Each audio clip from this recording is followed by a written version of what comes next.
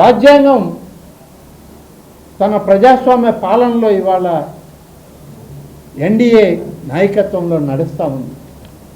ప్రశాంతమైన వాతావరణం ఉంది. ఎక్కడా గొడవలు లేవు, ఎక్కడా కొట్లాటలు లేవు, గంజాయి బ్యాచ్ లేదు, నీ బ్లేడ్ బ్యాచ్లు లేవు, నీ హత్యా రాజకీయాలని సమర్థించేవారు లేరు. ఇంత ప్రశాంతంగా ఉన్నటువంటి రాష్ట్రం ఎందుకు ప్రశాంతంగా ఉండాలి? ఏదో ఒకటి కలిపెడితే బాగుంటుందని ఒక పక్కన అమరావతిలో బ్రహ్మాండంగా అమరావతి రాష్ట్ర రాజధాని నారాయణ గారు అహర్నిశలు కష్టపడుతూ ముఖ్యమంత్రి గారి సలహా సూచనల మేరకు అనేక ప్రాంతాలు అనేక దేశాలు తిరిగి మొత్తం దేశంలోనే ఆంధ్రప్రదేశ్ రాజధాని ప్రత్యేకమైన గుర్తింపు ఉండాలని చెప్పి నిరంతరం కష్టపడి పనిచేస్తుంటే ఇప్పుడు వచ్చి ఈ రాజధాని పనికిరాదు, ఈ రాజధాని ఏం చేయం, నీ హయాంలో నువ్వేం చేయలే, నిర్వీర్యం చేశావు, నష్టపరిచావు రాజధాని. రాజధాని లేని రాష్ట్రం ఏదైనా ఉంది భారతదేశంలో అంటే అది ఒక ఆంధ్రప్రదేశ్ అని చెప్పి జనం నవ్వుకునే పరిస్థితికి తెచ్చావు మమ్మల్ని. ఈరోజు రాజధాని పనులు మొదలయ్యాయి. వందల వేల కోట్ల రూపాయలు ఖర్చు చేస్తున్నారు. అనేక భవనాల నిర్మాణం జరుగుతుంది. ఇవన్నీ నీకు కనపడదు. ఇవాళ ఏమంటావు నువ్వు? 3 సంవత్సరాల్లో మేము రాజధాని పూర్తి చేసి రాజధానిని ఇవాళ భారతదేశ చిత్రపటంలో అమరావతి రాజధానిని మేము ఏర్పాటు చేస్తూ ఉంటే ఉభయ పార్లమెంటులో ఆమోదించి రాష్ట్రపతి ఆమోదించిన రాజధాని నేను అధికారంలోకి వస్తే నా ఎన్నికల్లో ప్రణాళికలో కూడా మావిగని పెడతాను అంటాడు. అతనికి ఏమన్నా మతి స్థిమితం కోల్పోయాడా అని అనిపిస్తుంది నాకు. ఒక పక్క రాజధాని పూర్తవుతుంది. నారాయణ గారు ఈరోజు పోతామా రేపు పోతామా గృహప్రవేశాలు చేద్దామా ఆయన చెప్తుంటే ముఖ్యమంత్రి గారు ప్రతి ఒక్కరూ రాజధానిలో ఉన్నటువంటి భవనాల్లోకి మీరు మారాలి, ముఖ్యమంత్రి గారు ఆదేశాలు ఇస్తే నేను మావిగని పెట్టి రాజధాని కడతానంట. నువ్వు వచ్చేది ఎప్పుడు, మావిగని పెట్టేది ఎప్పుడు, కొత్త రాజధాని ఏర్పాటు చేసేది ఎప్పుడు? ఏమన్నా పిచ్చి ముదిరి పాకాన పడిందని చెప్పి చెప్పక తప్పదు. నీ మావి గన్లు ఈ గన్లు ఆ గన్లు అన్నీ పోయి ఇప్పటికే ఈ రాష్ట్ర ప్రజానీకం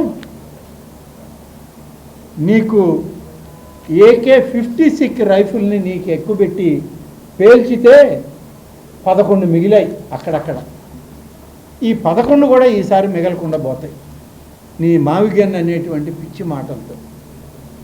నీకు మతి భ్రమించింది. కాసేపు ఎక్కడికైనా పోయిరా, ఈ రాష్ట్రాన్ని ఈ దేశాన్ని వదిలిపెట్టి తండ్రి, ఏదో మేము ప్రశాంతంగా ఉన్నాం, రాజధానిని అభివృద్ధి చేసుకుంటాం, ఈ రాష్ట్రాన్ని అభివృద్ధి చేద్దాం, ఈ ప్రాంతాల్లో ఈ రాష్ట్రం అంతా సంక్షేమ అభివృద్ధి కార్యక్రమాల్లో ప్రతి ఒక్కరికి ఒక భాగస్వామ్యాన్ని ఇస్తున్నాం. కానీ నీకు మాత్రం సంక్షేమము కనబడదు, అభివృద్ధి కనబడదు. ప్రపంచంలోనే ఇవాళ గుర్తింపు కలిగిన సంస్థలన్నీ ఆంధ్రప్రదేశ్కి వస్తున్నాయి. గతంలో నీ హయాంలో లేవు, ఉన్న 1-2 కూడా వెళ్ళిపోయినాయి. ఇప్పుడు బతిమాలు మళ్ళీ తెచ్చుకుంటున్నాం వాళ్ళు. ఈ పరిస్థితుల్లో ఉంటే నువ్వు మళ్ళీ మావిగన్ వస్తుంది, మావిగన్ ప్రచారంతోనే నేను ఎన్నికకి పోతానంటే నువ్వు దేనికైనా పో ఎన్నికకి. ఇవాళ ప్రజలు ఆమోదించే పరిస్థితుల్లో లేరు. నేను అక్కడికి పోతాను ఇక్కడికి పోతాను ఎన్నికల్లో పెడతానంటే అమరావతి రాజధాని పూర్తి అయిపోద్ది మరొక 1.5 సంవత్సరం లోపలే అనుకుంటాను నేను, కొంచెం ఒకరోజు అటు ఇటు. నారాయణ గారే కదా దానికి రూపశిల్పి, వారే దానికి ఇంకో సంవత్సరంలో మొత్తం ప్రభుత్వపరమైన రాజకీయ వ్యవస్థని ప్రభుత్వ వ్యవస్థని రాజధానిలో ఏర్పాటు చేస్తున్నాం, న్యాయ వ్యవస్థను కూడా ఏర్పాటు చేస్తున్నాం. ఇన్ని రకాలుగా రాజధాని మేము ఏర్పాటు చేస్తుంటే నువ్వేమంటావు? మావిగని పెట్టి కొత్త రాజధాని కడతావా? తమరు చేసినటువంటి 10.5 లక్షల కోట్ల అప్పుకి 10.5 లక్షల కోట్ల అప్పుకి ఈ రాజధాని కట్టడమే చాలా జాగ్రత్తగా పైసా లెక్కబెట్టి ముఖ్యమంత్రి గారి ఆలోచన సమర్థవంతమైనటువంటి పాలన రాబట్టి ఈరోజు రాజధానులు నిర్మాణం అవుతున్నాయి, పోలవరం లాంటి ప్రాజెక్టులు పూర్తవుతున్నాయి. అలాగే అనేక ప్రాజెక్టులు పూర్తి చేస్తూ ఈ రాష్ట్రంలో అభివృద్ధి సంకేతాలను ఇస్తూ ప్రపంచ ప్రతిష్ట కలిగినటువంటి సాఫ్ట్వేర్ టెక్నాలజీని మన రాష్ట్రానికి తీసుకొచ్చుకొని మనం అభివృద్ధి చెందుతూ ఉంటే నువ్వు ఇంకా మావిగన్ మాయలో ఉంటానంటే నీ మావిగన్ నీకు అదొక దుష్ట ఆలోచన విధానం తప్పేం లేదు. ఈ రాష్ట్రానికి ఏం పనికిరాదు. ఒక మాయా ప్రపంచంలో ఉన్నావు నువ్వు. ఇంకా ఆ మాయలో నుంచి బయటకు వస్తే ఈ రాష్ట్రం ఏంటి, ఈ రాష్ట్రంలో జరిగే సంక్షేమం ఏంటి, అభివృద్ధి ఏంటి, నీ హయాంలో ప్రజల నెత్తిన పెట్టిపోయిన 10 లక్షల కోట్ల అప్పు ఏంటి తెలుస్తుంది. కాబట్టి నువ్వు ఆ మాయలో నుంచి వస్తే నీకు వాస్తవాలు కనబడతాయి. నువ్వు మాయలోనే ఉంటే ఇప్పటికే పసిపిల్లలు కూడా, స్కూల్కి వెళ్ళేటువంటి పిల్లలు కూడా ఇప్పుడున్నటువంటి విద్యా విధానంలో వాళ్ళు ఆడుతూ పాడుతూ వాళ్ళు భవిష్యత్తుకి ఆలోచన చేసేటప్పుడు వాళ్ళు ఏమనుకుంటున్నారంటే మాయలోడు వస్తున్నాడు, ఈ మాయలోడు ఇంకా మమ్మల్ని వదలలేదా అనుకుంటున్నారు. కాబట్టి నీ మాయాలోకాన్ని వదిలి మాయలోడిగా నువ్వు నిలిచిపోదలుచుకుంటే నిలిచిపో, మాకేం అభ్యంతరం లేదు. కానీ ఈ రాష్ట్రాన్ని, రాష్ట్ర ప్రజలని, ఈ ప్రభుత్వాలు చేసే సంక్షేమ అభివృద్ధిని అడ్డుకునే ప్రయత్నం చేయొద్దు. నువ్వు అలాంటి ప్రయత్నాలు ఏమన్నా చేస్తే చట్టం తన పని తను చేస్తుంది, ప్రభుత్వం తన పని తను చేస్తుంది. నువ్వంటే ఎవరికి భయం లేదు, నువ్వంటే ఏదో చేస్తావేమో అనేటువంటి ఆలోచన ఎవరికీ లేదు. తప్పనిసరిగా చట్టం ముందు నిన్ను దోషిగా నిలబెట్టి, ఇప్పటికే ప్రజలు ఒకసారి 2024లో నిన్ను ప్రజాస్వామ్య వ్యవస్థలో దోషిగా నిలబెట్టారు. మళ్ళీ చట్టం ముందు కూడా దోషిగా నిలబడతావు. తప్పకుండా చట్టం వేసేటువంటి శిక్షలు అనుభవించగా తప్పదు. నువ్వు మావి గన్ అంటావా, ఇంకొక గన్ అంటావా, నీ గన్ కల్చరే నీ సర్వనాశనానికి, నీ పతనానికి దారితీస్తుంది. నీ కుటుంబమే నీతో లేదు.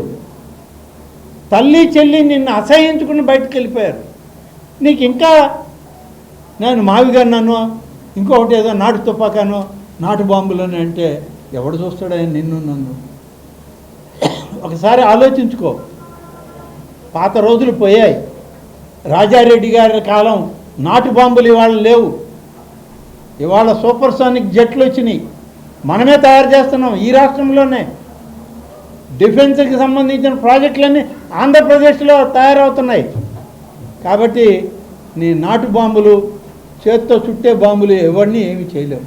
ఏమన్నా పొరపాటున పేలితే నువ్వే దాన్ని పైన వేసుకొని పేలిపోవాల్సిందే, ఇంకేం జరగదు.